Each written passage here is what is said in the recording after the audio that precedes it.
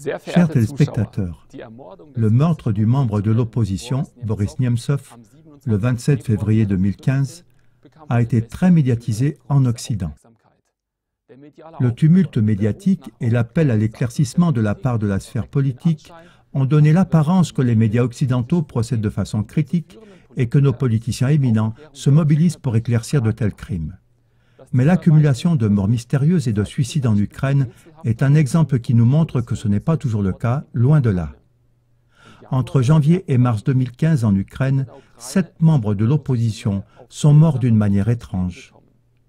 Ils appartenaient tous au parti de l'ancien président Viktor Yanukovych. Déjà, en août 2014, un 8e se serait donné la mort en se tirant une balle dans la tête. De plus, en avril 2015, 2 personnes ont été assassinées, dont un journaliste pro-russe et un ancien député parlementaire du parti de Yanukovych.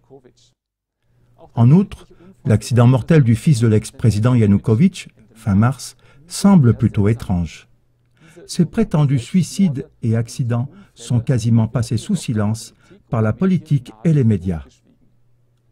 Serait-il donc possible que l'Occident s'intéresse aux crimes uniquement dans la mesure où ils sont utiles à la politique occidentale?